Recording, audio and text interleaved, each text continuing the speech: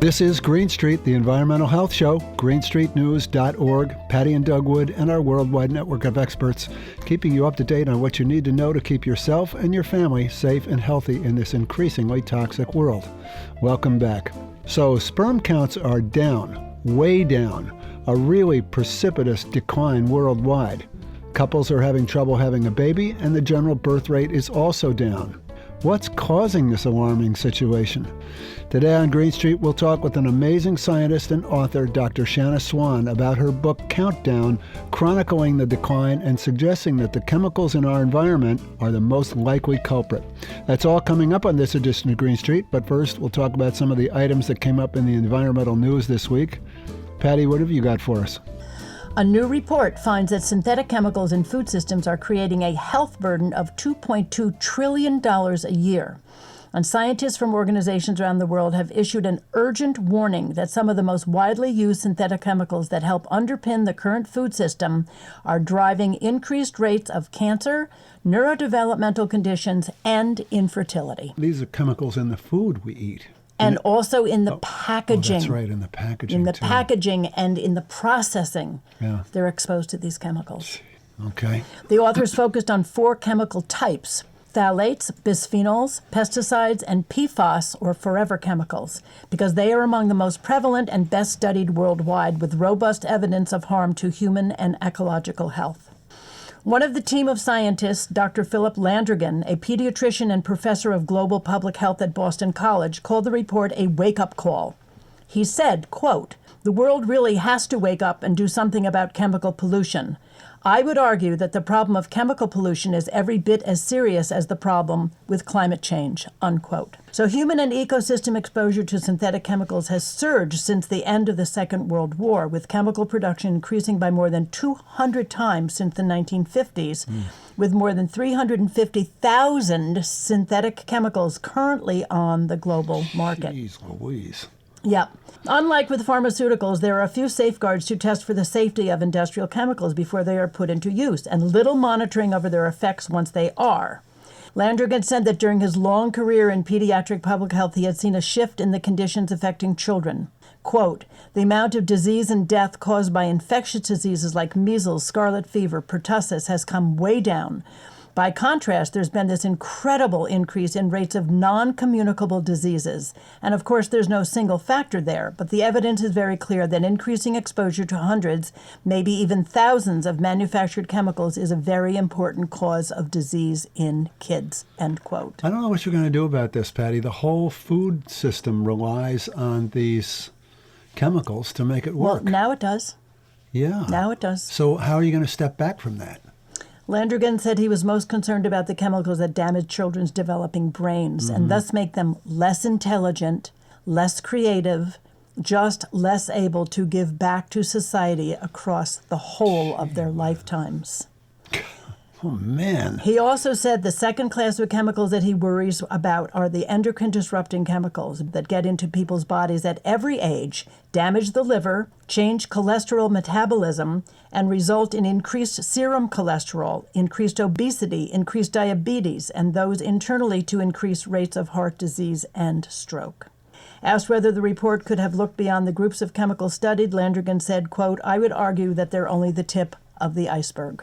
But what scares the hell out of me is the thousands of chemicals to which we're all exposed every day about which we know nothing. And until one of them causes something obvious, like children to be born with missing limbs, we're going to go on mindlessly exposing ourselves," end quote. I don't know what to say to this, you know? I mean, we're talking about the world, the people around the world who are not eating the Western diet are the real not beneficiaries, but they're the ones that are going to make out better here, because everybody eating the Western diet is eating tons of these chemicals. That's right. In the food itself, because of agricultural practices, but also in the packaging. Yeah. Packaging is critical. But you can't stop And wrapping the things manufacturing in of ultra-processed foods, where everything is plastic in these manufacturing plants, and they're all wearing plastic gloves, and Yeah. they're all wearing these industrial coverings on their bodies, and they're all made from plastic. Speaking of plastic, a new study from the Pew Charitable Trust says that pollution from plastic will double over the next 15 years unless we take steps to stop it. According to that report, microplastics make up 13% of global plastic pollution in 2025, with the largest sources being tires, paint, clothing, and recycling. The assessment says that greenhouse gas emissions will surge over the next decade, with these emissions expected to surge by 58% by 2040. Equivalent to the emissions from 1 billion gasoline-powered cars. At the root of the problem is the fact that plastics are mostly derived from fossil fuels. The document highlights that growth in plastic production will outpace waste management capacity. By 2040, annual costs to collect and dispose of plastic will increase by 30% to $140 billion. The analysis also highlights a 75% increase in human health impacts from plastic production and waste. A growing number of studies have linked plastic pollution and chemicals used in plastic products to health problems, including cancer, cardiovascular disease, asthma, decreased fertility, and cognitive and developmental issues. To date, more than a quarter of the more than 16,000 chemicals used in plastic products have been identified as possible sources of harm to human health. And while we're at it, I just want to mention that we just put up a new website called kidscanfixtheworld.org, which is a program to help high school kids eliminate plastic water bottles in their schools and also encourage their school administrations to discourage their vendors from shipping things with plastic packing materials. Again, that's kidscanfixtheworld.org. So if you have a teenager in your house or you have a grandson or granddaughter who's in high school, you might want to tell them about kidscanfixtheworld.org. So that's that. What else you got? So a recent study from researchers at Yale University found that exposure to wireless radio frequency radiation, or RFR, the kind emitted by cell phones, cell towers, and Wi-Fi, interfered with neurodevelopment and increased the expression of autism-related genes in laboratory models of the fetal brain. Oh, boy. This was a state-of-the-art study using human cortical organoids, which are tiny lab-grown models of the developing human brain. Created from stem cells, these organoids form many of the same early brain structures seen in a fetus. They are not full brains and have no consciousness, but they closely mimic early fetal brain development, and scientists use them to study how environmental exposures such as air pollution, microplastics, and diesel fuel can impact the brain. Organoids. Organoids. Good heavens. Sounds like science fiction. Exposure to RF radiation disrupted and delayed the differentiation of nerve and brain cells that takes place during fetal development. Neurons exposed to RF radiation displayed altered function and morphology, and the exposed neurons also exhibited increased expressions of genes associated with autism spectrum disorder. The study adds to a growing body of research reporting cell phone health risk, particularly during pregnancy and early childhood when the brain is developing rapidly and uniquely vulnerable to environmental impacts. The American Academy of Pediatrics has repeatedly called for an update to the Federal Communications Commission's exposure guidelines, highlighting how children absorb proportionately higher rates of wireless into their brains and bodies during sensitive stages of development. Numerous experts and medical groups recommend reducing exposure, especially to children.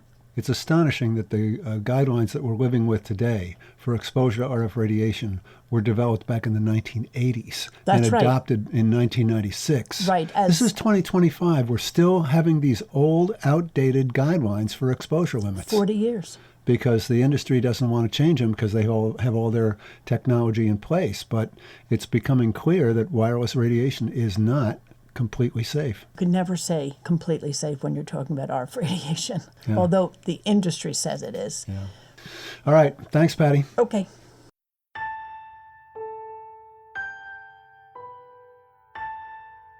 Over the past 100 years, scientists working with chemicals in their laboratories have found that certain combinations of chemicals can do wondrous things, like make clothing water repellent, or sofas stain resistant, or frying pans easy to clean. They can prevent materials from burning or make personal care products last longer. But the chemical signature of these new chemical combinations can also mimic that of our own hormones, causing confusion within our bodies as normal processes are interrupted by the presence of these man-made chemicals. Chemicals that are present not only in our consumer products, but also in our air, our water, and even our food. Dr. Shanna Swan began her young life as a child actress, then decided instead to pursue a career in mathematics. She earned her master's in biostatistics, then her PhD in statistics and logic. Today, Shanna H. Swan is one of the world's leading environmental and reproductive epidemiologists and a professor of environmental medicine and public health at the Icahn School of Medicine at Mount Sinai in New York City. Dr. Swan's book, Countdown, chronicles how our modern world is threatening sperm counts, altering male and female reproductive development, and imperiling the future of the human race. When Patti and I had a chance to speak with Shanna Swan, I asked her if left unchecked, these endocrine-disrupting chemicals could literally spell the end of the human race. That's a question that everyone raises, and a question that I, of course, can't answer because I can't predict the future. But I can say that right now, it's more difficult to reproduce. And we see that in many, many ways with declines in the total fertility rate, which of course has other causes. And we also see that in the increase in use of assisted reproduction. We see that in the increase of use of testosterone supplementation by younger and younger men.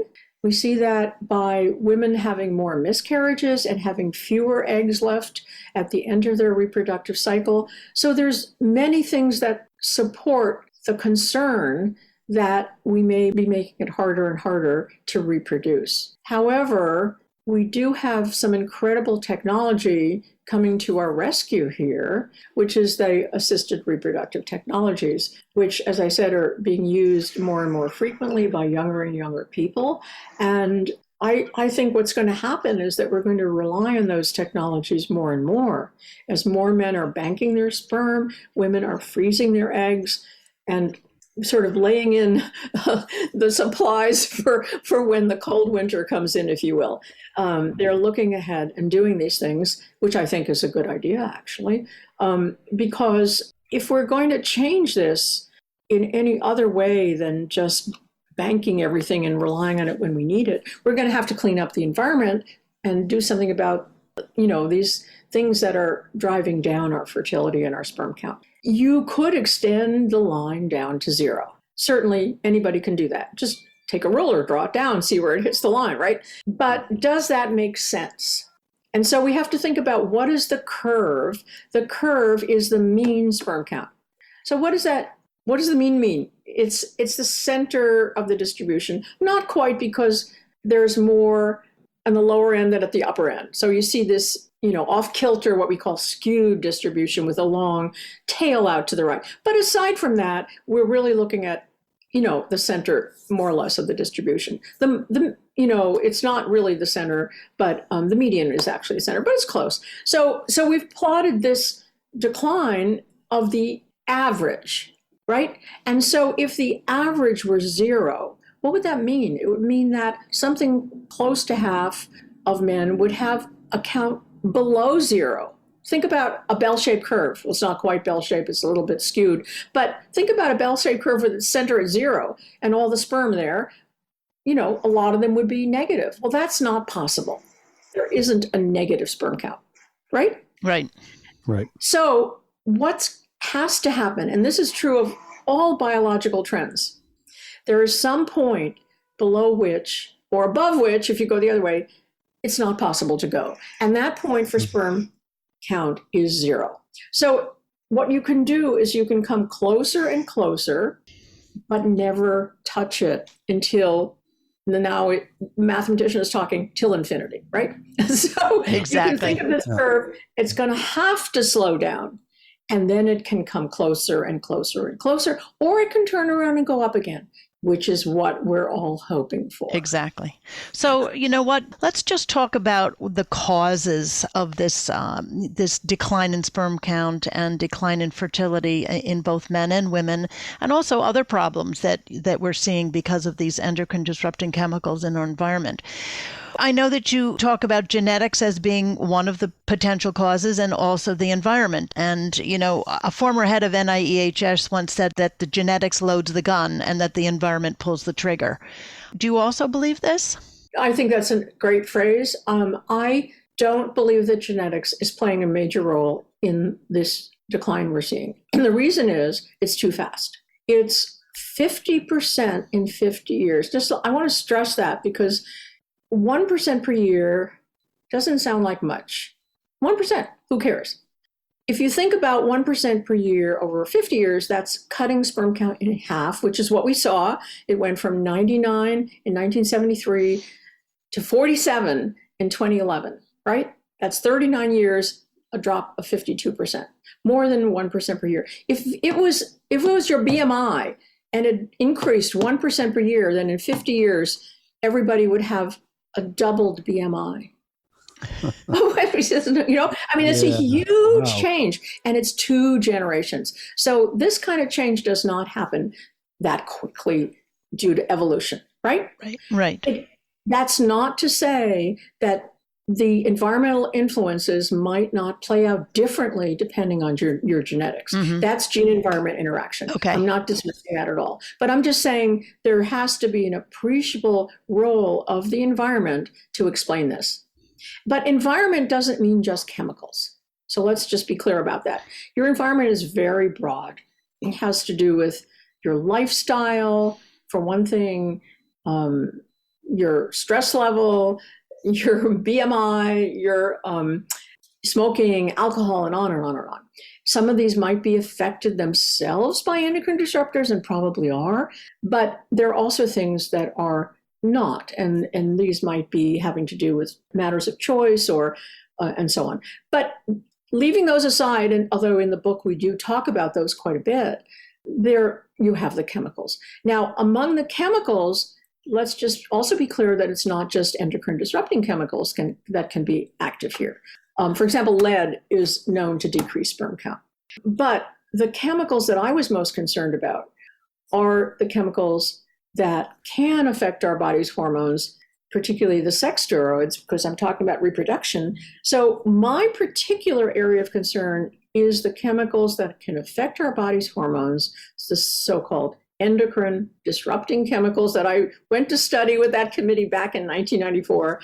They're raising their head here as important causes of this decline, but not the only cause. Okay. So let's talk about what some of those chemicals are and how widespread or ubiquitous they are in our everyday lives. So we don't even know all the endocrine disruptors in the environment. I mean, the number is staggering, and it's increasing all the time. We're just starting to explore, for example, endocrine disrupting effects of medications, but the classical ones, which were first examined by that committee and earlier, for example, in Silent Spring, these are, we can classify, I think, in the following ways.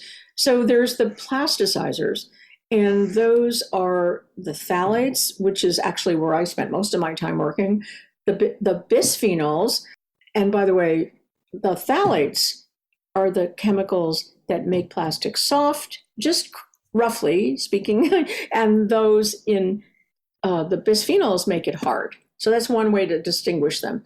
And then we have the chemicals that we are all familiar with and were perhaps the first recognized was the pesticides.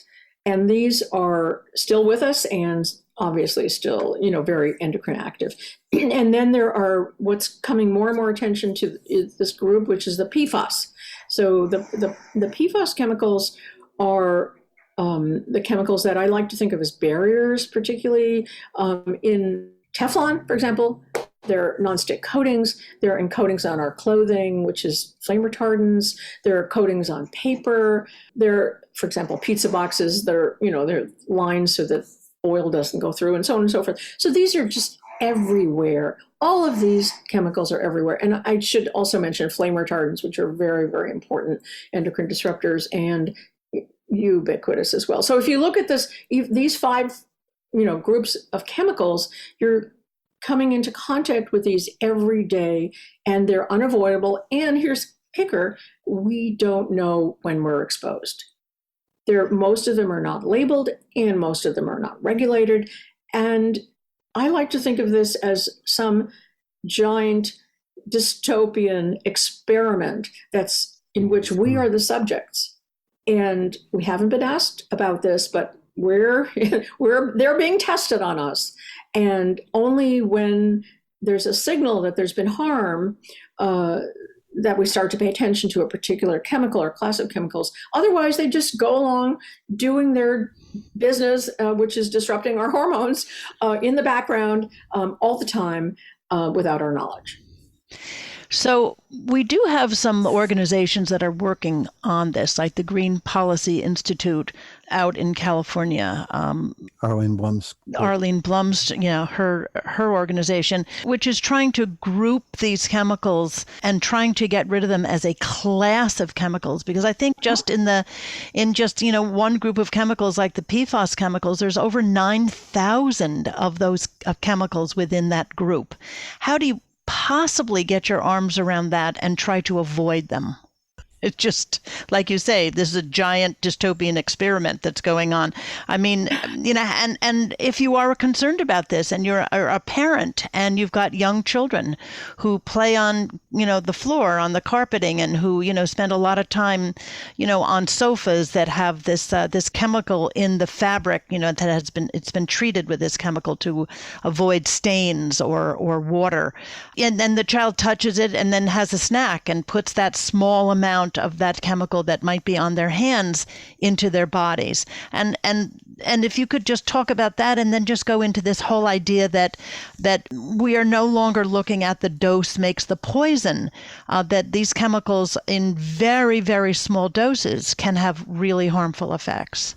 So there's no question that we're exposed to thousands of these chemicals. And just to say that the Centers for Disease Control measures these in people's bodies and has shown, usually they measure over 100 in each of their studies, and shown pretty much close to 100% exposure of everybody to all of these. So the question of how to avoid them, let's leave that aside for a minute. They are, as you said, coming in every aspect of our daily lives, our furniture, our food is a really major source of these. And it's one of the things that I am most concerned about, because my focus has been on phthalates. So let me tell you a little bit about phthalates, and then we'll talk about the dose makes the poison question. So phthalates are chemicals, as I said, that make plastic soft and flexible, but they're also added to personal care products because they retain scent and color. And they're also increase absorption, so they make that cream go into your hand. And so everything that smells, everything that's fragranced is going to contain phthalates, or another class called phenols, which are much less studied and possibly less toxic, but certainly concerning. And these chemicals the phthalates have the ability to lower the body's testosterone. And chemicals that can do this are called anti-androgens, because androgens mean testosterone and other similar hormones. And so where I focus, because my effort has been in reproduction particularly, I look at what can happen to the reproductive system when a woman, particularly a pregnant woman, is exposed to these chemicals. And the reason I look at this, the reason I got into this, was because a chemist friend of mine said, Shanna, you should look at phthalates. And at the time, I didn't know what a phthalate was. And that was kind of a wake-up call, because he told me, his name was John Brock, he told me that they were in everybody. The CDC had measured them. That was around 2000. They just learned how to measure small loads of chemicals in people's bodies for not exorbitant sums.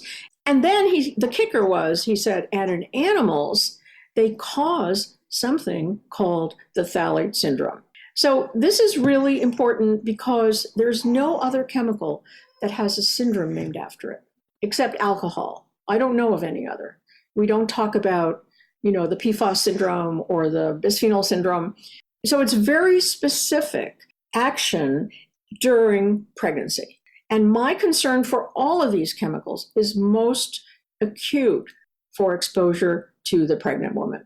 And why is that? It's because when the fetus is developing, it's rapidly evolving, changing, and those changes can be impacted by minute amounts of chemical. We know that from laboratory studies, in vitro studies, and human studies. And so just to say what they do to this developing fetus, if the developing fetus is a male, they will decrease the masculinization, that is, reaching the male typical array, if you will, of size of the genitals. So here's the chain. Mother's exposed to phthalates, maybe in her food, that's most likely, maybe in her cosmetics, and goes into her body. They're water soluble. They get into the fetus. The fetus is very early in pregnancy. All these systems are developing.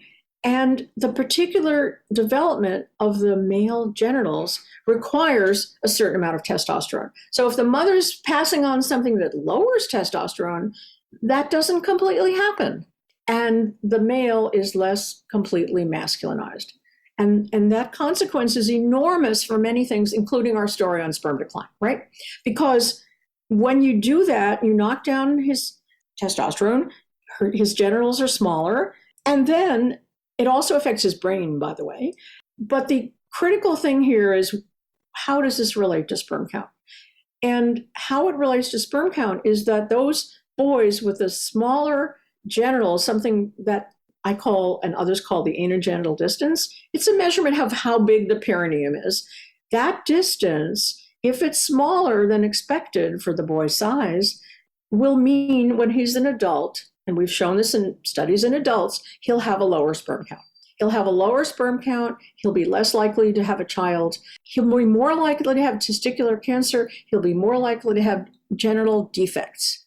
So that early hit of phthalates while he's in the womb plays out over his entire lifespan. And this is a model, if you will, for all endocrine disruption. When it's hitting the developing fetus early in pregnancy, it has effects throughout the lifespan.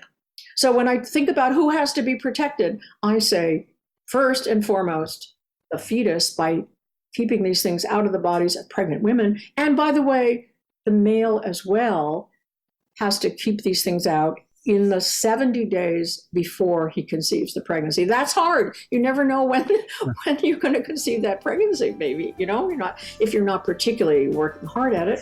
So in some sense, adult males are always at risk of impacting the development of the fetus through his exposures. So you asked about the low dose effect. I mentioned that the developing fetus is extremely sensitive. The other thing to remember is that we're talking about chemicals that affect hormones. So we're in the area called endocrinology, which is, among other things, the study of hormones in the body. And the way that hormones behave in our body is not like everything else. For many things, it's true that when you take more of a drug or you have more of a bad thing, more is worse. But for the endocrine system, that isn't necessarily the case. And it's not necessarily the case for these chemicals as well. So what can happen is that you can have some bad effects at high doses, and you can also have bad effects due to different mechanisms at low doses. So that's just to say we have to examine the entire range of doses, including extremely low doses that we might have dismissed earlier, recognizing now that they could also cause harm. Dr. Shanna Swan, author of the book Countdown. Dr. Swan is a professor of environmental medicine and public health at the Icahn School of Medicine at Mount Sinai in New York. That's going to do it for our Green Street Show today. Thanks to Dr. Shanna Swan and to all of you who listen to and support this show. Remember, you can always find the show and links to everything we've talked about on our program website, greenstreetnews.org. Patti and I will be back next week with another edition of Green Street. Thanks for listening.